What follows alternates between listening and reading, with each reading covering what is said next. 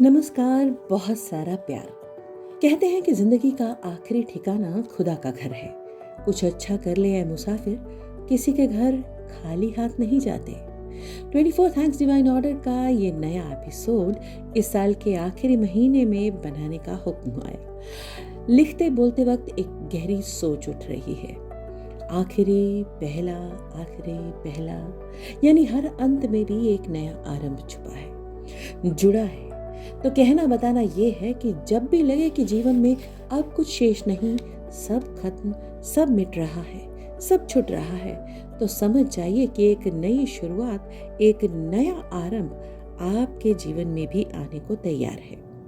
हमारे अनुमान हमेशा ही सही हों ये आवश्यक नहीं है, लेकिन यदि आप जुड़ पाए अपने अंतर्मन से, सुन पाए अपने भीतर की आवाज को, तो सही गलत के फैसले, खोने पाने की अभिलाषाएं सब आसान होने लगेगा। हर अंत के साथ साथ एक नए आरंभ का आभास होने लगेगा। यात्रा अनवरत है। हमें लगता है कि शायद हम जीवन में ठहर से गए हैं, पर वास्तव में कोई भी नहीं ठहरता।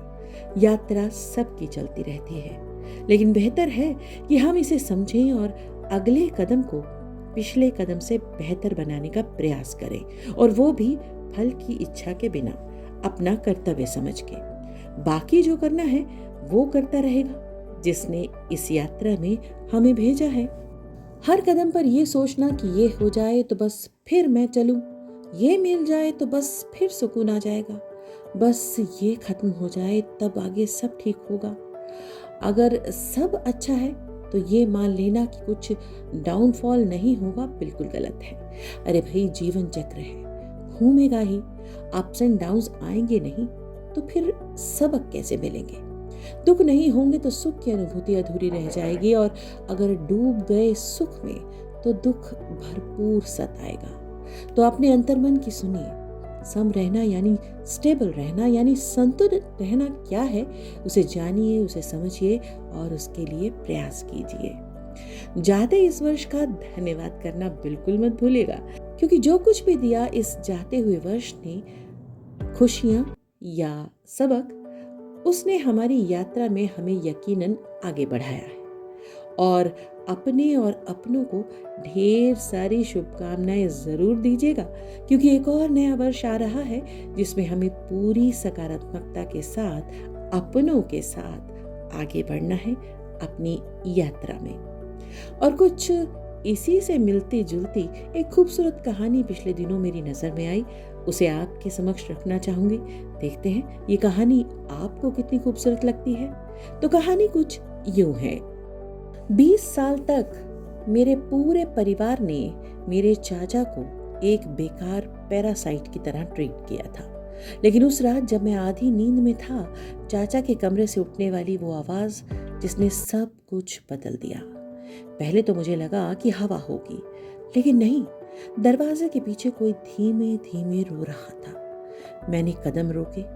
घर में बाकी सब सो चुके थे। चाचा का कमरा अंधेरे में डूबा था और उनके रोने की आवाज किसी टूटी हुई आत्मा जैसी लग रही थी। मैंने दरवाजा हल्का सा खोला। वो चौंक कर उठ बैठे। उनकी आंखों में ऐसे घबराहट थी जैसे उन्हें डर हो कि उनके रोने पर भी कोई उन्हें डांट देगा। चाचा, आप रो क्यों रहे थे? उन्होंने जल्दी से आंसू पोंछे।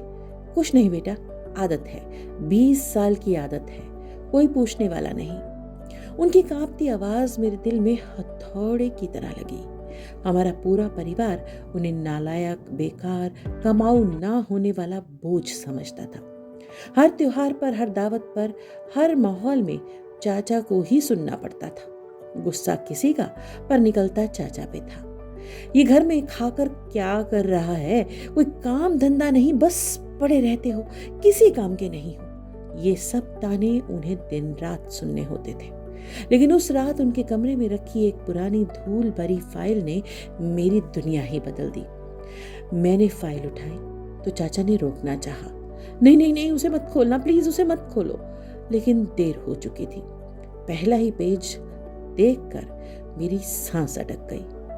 राष्ट्रीय पुरस्कार सर्वश्रेष्ठ वैज्ञानिक 2004। नीचे छोटे अक्षरों में लिखा था डॉक्टर आर्यन मेहरा, जो कि मेरे चाचा का पूरा नाम था।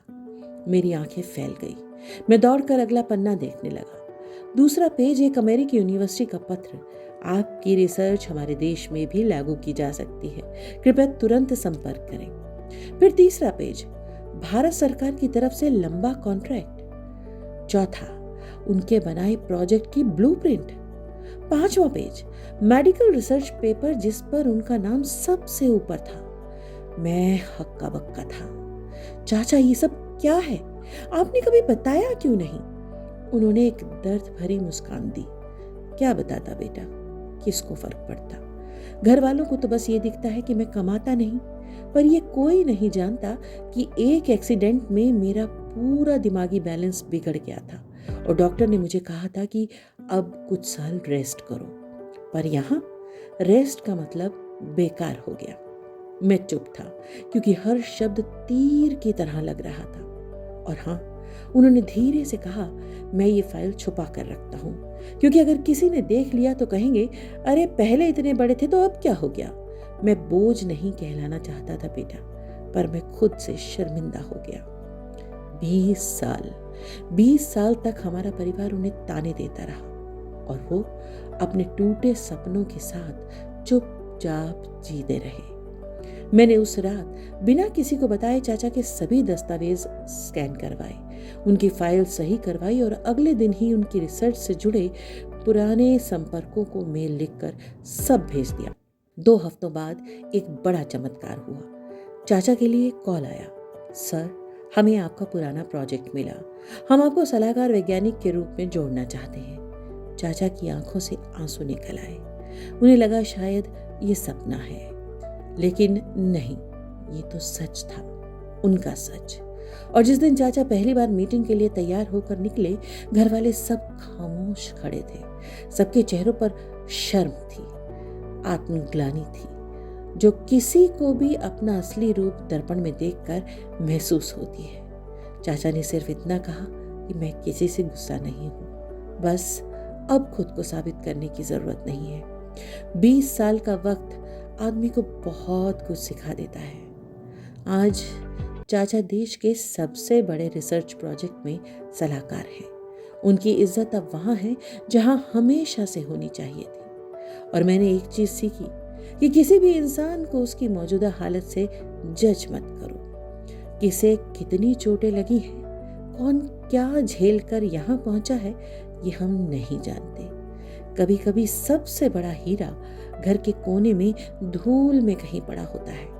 और हाँ, मेरे चाचा अब पैरासाइट नहीं कहलाते, अब वो गर्व है, पूरे परिवार का गर्व, हम सब का गर्व। उम्मीद करती हूँ कि ये कहानी जितना मेरे दिल को छू गई, आपको भी पसंद आई होगी। इस कहानी से मिले मैसेज से यदि आप भी कनेक्ट हो पाए हैं, यदि आप भी वो समझ पाए हैं, और यदि आप भी कहीं ऐसी कोई गलती दोहरा रहे हैं, तो प्लीज़ रोकिए अपने आप को, क्योंकि सच में कभी कभी हमें किसी के लिए सिर्फ 2 मीठे शब्द देने की ज़रूरत होती है। कभी कभी किसी को सिर्फ इंकरेजमेंट का एक हाथ पीठ पे रखना होता है।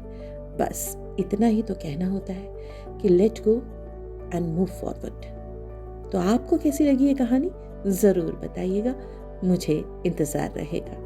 और अब 24 थैंक्स डिवाइन ऑर्डर के इस एपिसोड के साथ ही मैं आपकी दोस्त पुनीता आपसे इजाज़त लेती हूँ। मेरा नमस्कार और बहुत सारा प्यार।